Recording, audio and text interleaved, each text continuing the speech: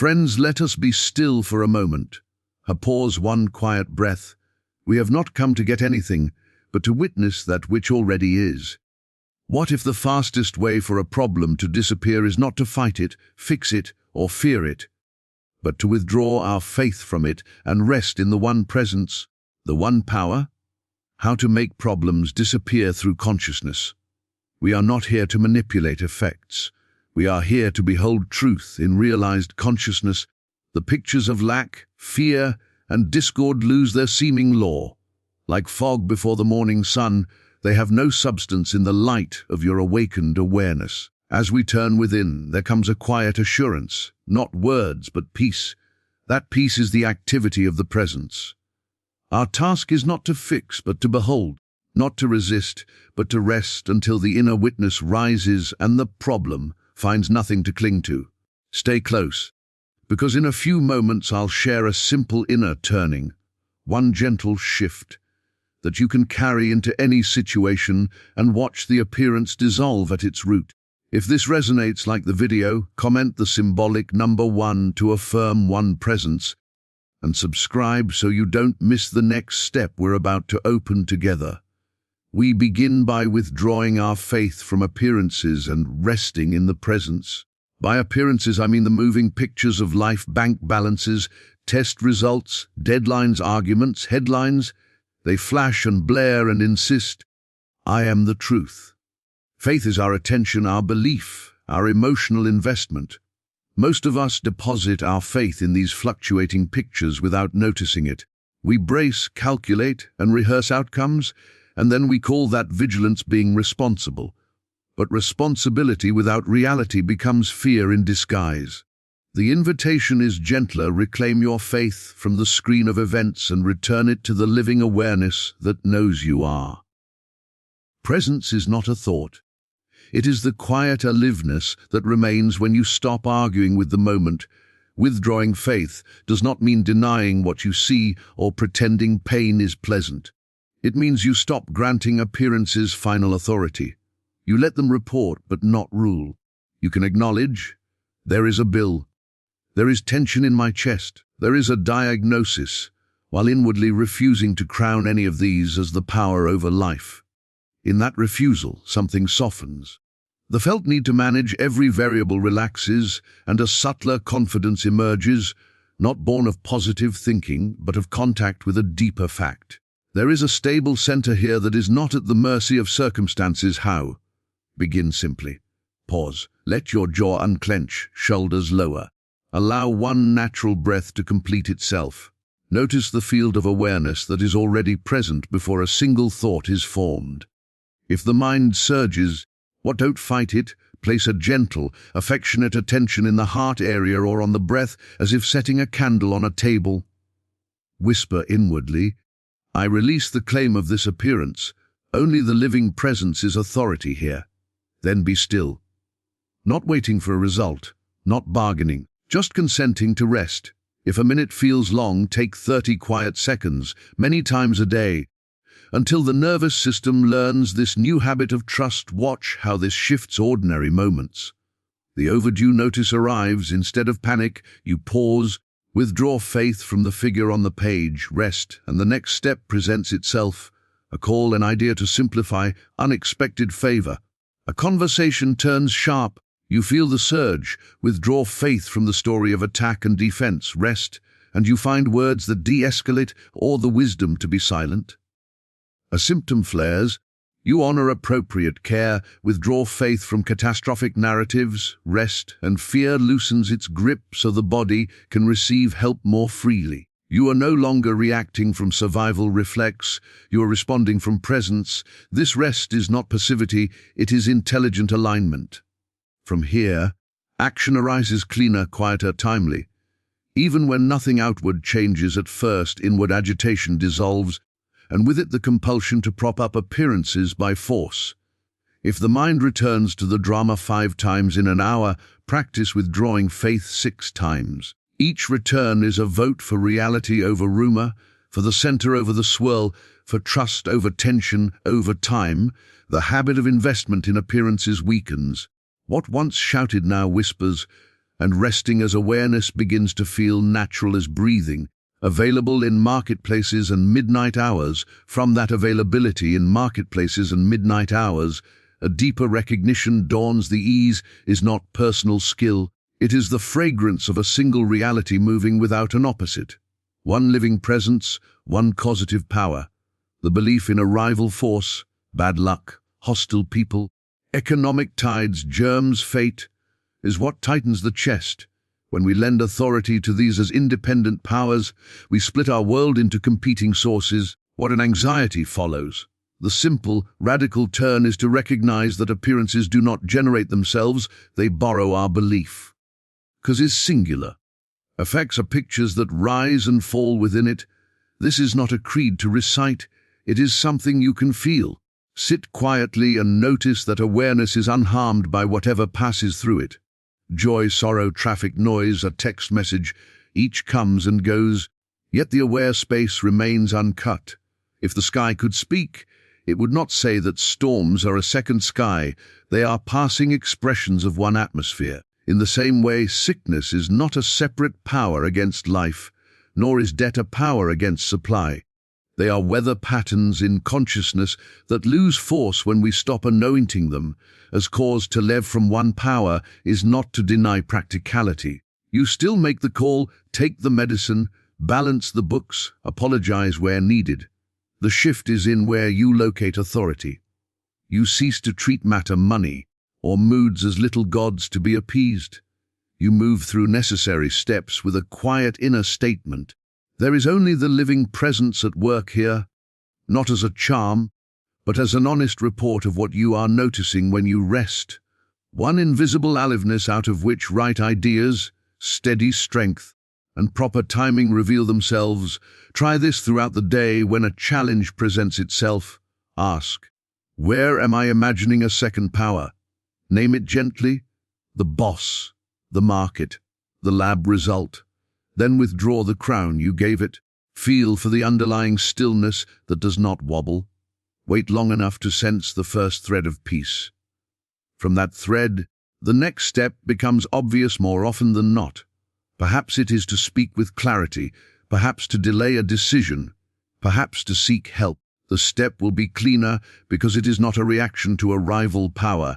It is movement within one field. Notice the fruit. Fear recedes, not because circumstances instantly change, but because the premise of two powers is no longer steering you. Creativity opens where panic once sat.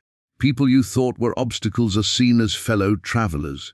Even your own habits, self-criticism, defensiveness, are recognized as appearances without sovereignty.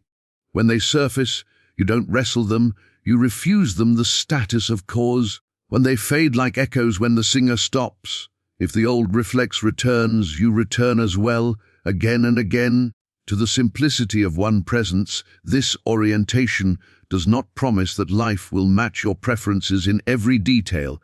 It offers something sturdier, a way of seeing in which nothing stands outside the one to threaten you. From here, struggle begins to look unnecessary. When the compulsion to fix every picture by force softens into the willingness to witness what the one is already doing. From here, beholding replaces battling. To behold is to stand still in the light and let what is appear without your interference. Fighting assumes the picture is a power. Beholding knows it is a passing configuration within the one presence.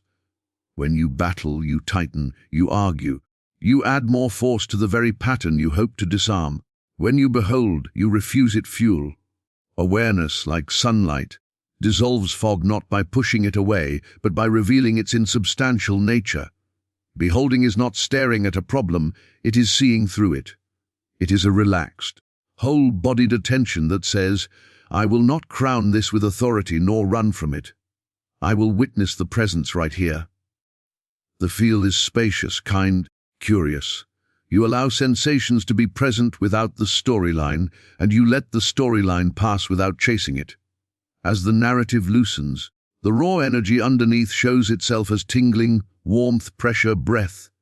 In clear awareness, those energies reorganize and release because you have removed the contraction that kept them frozen. Practice it in small moments. A difficult email appears. Stop. Name the appearance, tightness, fear, anger. Exhale slowly. Let your attention settle low in the body as if resting on a wide riverbed. Whisper inwardly, behold, ask, without labels, what is here? Feel the immediacy of breath, the simple beating of the heart, the subtle presence that contains both you and the email. Wait long enough to sense the first glimmer of ease. From that ease, write. The words will be cleaner because you did not write from a fight. Try it with bodily symptoms. Instead of warring with pain, turn toward it with warm clarity. Find its edges, its center, its movement. Notice what surrounds it, space, breath, stillness, and how the sensation shifts when it is honestly met. You may still take medicine or see a practitioner. Beholding does not exclude care. It removes fear's static so guidance and healing can be felt and supported. Beholding also transforms relationships. When someone's behavior triggers you, rather than rehearsing a case against them, see the play of hurt and protection in both of you. Sense the shared field in which the scene is occurring. Often compassion arises without effort, and with it a wiser response, firm, kind, or silent as needed. A helpful rhythm is stop, see, soften, sense, surrender. Stop the mental chase. See the appearance as an appearance. Soften the body's grasp. Sense the living presence holding all of it. Surrender the outcome to that presence. Repeat as often as the mind returns, not as a technique to control events, but as a way of staying faithful to reality rather than to rumor. Over time, you notice that what you called problems were largely contractions of attention. As the habit of beholding grows, while many knots untie themselves before they can harden into stories, and actions that once felt uphill begin to flow with an ease that surprises you even when an appearance lingers. The posture of beholding keeps you free within it. You can meet delays, losses, and uncertainty without collapsing into them. You become transparent to experience. Through that transparency, solutions often surface sideways, an introduction, a timing shift, a fresh angle, because awareness is no longer occupied defending a position or outcomes. From that transparency, turning within to silence becomes natural, and in that hush grace does the work that effort cannot. Silence here is not the muting of sounds, it is the soft ending of inner argument. It is the felt aliveness before words, the steady sense of being that remains when the mind grows curious instead of controlling. Enter it simply. Sit or stand as you are, relax the jaw, let the shoulders drop. Let one breath complete itself without hurrying the next. Listen between sounds, as if the room were listening with you. Let a light touch of attention rest in the heart area.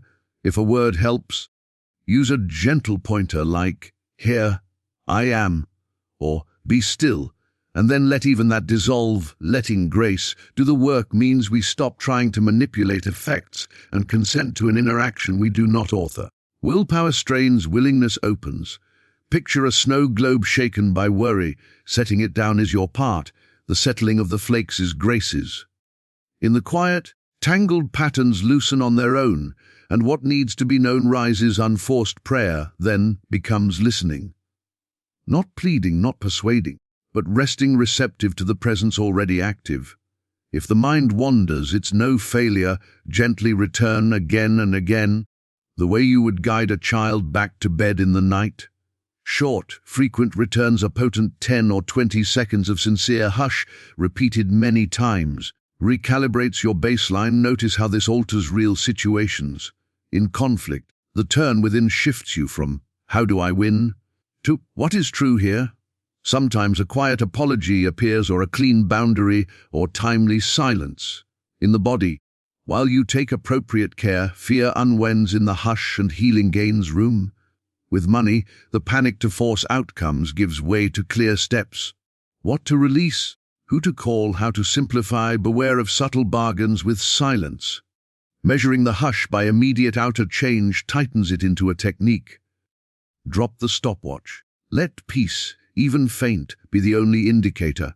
If peace is not yet felt, keep company with breath and sensation until the first thread of ease appears. If striving shows up, treat it kindly.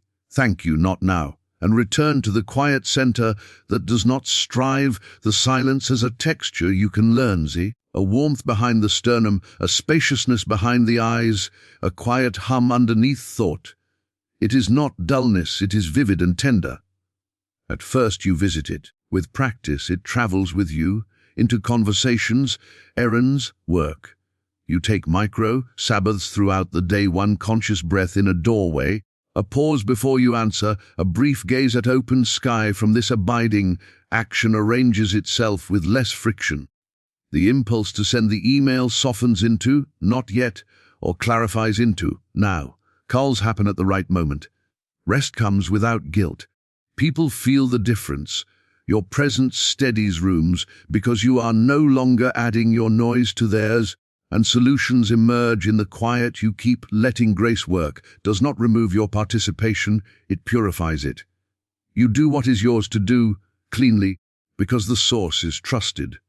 Even under pressure, you can slip into the inner chamber for one breath, feel the ground return, and watch the urge to control melt, just enough for the next right step to reveal itself.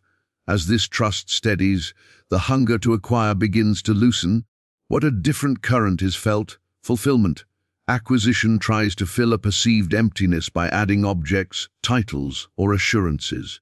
Fulfillment arises from an already full presence expressing as right ideas, apt timing, true companionship, and needed form. One seeks to get, the other consents to let what is whole appear.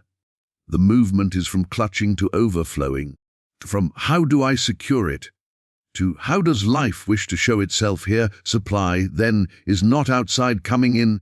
It is the activity of realized consciousness taking shape as the next fitting provision. Money, opportunities, relationships, and health are not independent sources. What they are: channels, pictures on the screen. The source is the invisible aliveness you touch in silence. When you live from that center, forms arrange to match function, the way a river finds its banks without being pushed. Chase the banks and you miss the water. Trust the water and the banks appear where needed. In work, this looks like serving from wholeness. Instead of selling yourself in fear, you render value because it is your nature to give what you have been given. Recognition and compensation come as acknowledgments, not as prizes wrestled from a reluctant world. In relationships, you shift from trying to extract security to offering presence, listening, and truth. The bond deepens or releases cleanly. In the body, you care wisely while letting inherent harmony surface, rather than forcing results from tension. A practical inquiry helps. Am I trying to acquire or to express? If you are straining to get, pause and return to presence until the impulse shifts to expression, clarity, craftsmanship, kindness, courage. Expression magnetizes right forms without the stickiness of grasping. The tone changes. Even emails read differently when written from sufficiency rather than from need. Fulfillment also travels with circulation. Life moves as giving and receiving in one motion, like inhalation and exhalation. If you feel stuck, look for where flow is dammed by fear. Release something. Time, praise, clutter, a fixed opinion, a small sum you can share without drama, not to buy a result, but to witness that you are sourced within. The channel clears, and often form follows. With money, let the inner statement be simple. The source is within. Money is one of many channels. You plan, budget, and ask for fair value, but you do not worship numbers. Fearful scarcity, thinking is replaced by sober stewardship. You cut unnecessary expense without a story of loss. You invest in skill and service because your aim is to express excellence, not to manipulate outcomes. The result tends to be steadier than frantic pursuit, because it grows from coherence rather than adrenaline. Notice how supply often first appears as intangibles: a fresh idea, perseverance on a weary day, or the right phrase in a meeting, the courage to make a call. Treat these as real currency. They are the substance from which visible provision condenses. Value ideas by capturing and acting on them. Value courage by taking the step while the window is open. Channels multiply around those who are faithful with the invisible. Guard against the subtle bargain that says, if I feel fulfilled, I'll get what I want. That is acquisition in spiritual clothing. Let fulfillment be sufficient on its own. Paradoxically, when you no longer leverage peace to extract outcomes, outcomes align more readily because you are not interfering with the intelligence that orders them. Practice tasting sufficiency in small moments. Savor a simple meal, pay one bill with gratitude for the means, acknowledge a colleague's effort, do one task with craftsmanship. These are not sentimental gestures. They train attention to recognize the already present wealth of life, and from that recognition, appropriate form tends to arrive without strain. From that recognition, a quiet inner assurance begins to set the tone, an ease that isn't laziness and a confidence that isn't loud. It feels like standing in your proper place, moving because it is natural to move, speaking because truth asks to be spoken. Effects start to self-arrange not because you have tightened control, but because you have surrendered it to the deeper order you trust more than your strategies. Inner assurance is not a mental certainty that predicts outcomes, it is a felt rightness that precedes them. It shows up as spacious breath, warmth in the chest, a sense of okayness that doesn't depend on the next notification. When it is present, your choices are simple, not because they are always easy, but because they align with what you already know in silence. When it is absent, you feel the telltale signs rushing, bargaining, a brittle urgency that tries to purchase safety with speed. Let the body help you recognize it. Before a decision, ask, would I take this step if results were guaranteed? If the answer is yes, your motive is clean. If the answer is no, you may be trying to get instead of to express. Pause. Place a hand on the heart or belly and wait for the first real breath. Let the jaw soften. Whisper inwardly. Steady. If time is short, choose the most peaceful action available, even if small, and let the next step reveal itself from there. Living from assurance changes the texture of days. Emails are shorter and clearer. You stop explaining yourself to be safe and start telling the truth to be free. You keep fewer plates spinning, and the ones you keep actually matter. Calls land at the right moment without elaborate choreography. A no that once terrified you is spoken kindly and on time, and the door that closes takes you out of the wrong hallway. Apparent setbacks redirect rather than defeat. A delay buys ripening, a closed option reveals a better fit, a critique refines craft instead of collapsing worth. Assurance also steadies relationships. You no longer audition for belonging or defend against imagined verdicts. You speak directly, listen without bracing, apologize without self-erasure, and hold boundaries without drama. You choose clean discomfort over dirty comfort, the brief sting of honesty rather than the long H of resentment.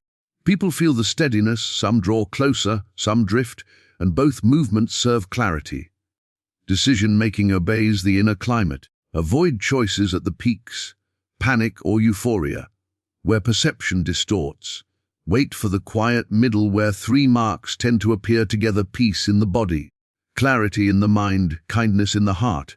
If only two are present, be patient if you can. If you cannot, take the step that does the least harm and the most good from where you stand now, then return to listen again. Practice micro-alignments. Before you open a door, one breath. Before you hit send, one breath. Between meetings, one breath. Use a word or two as an anchor. Here, true, I am.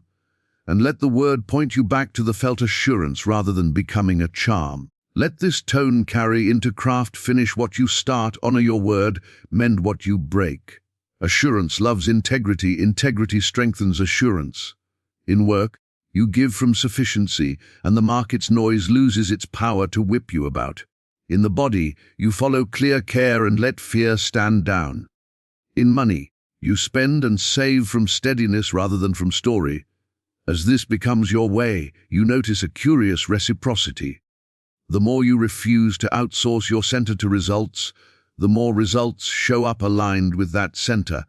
And when they do not, the center remains and points to the next true movement without fuss,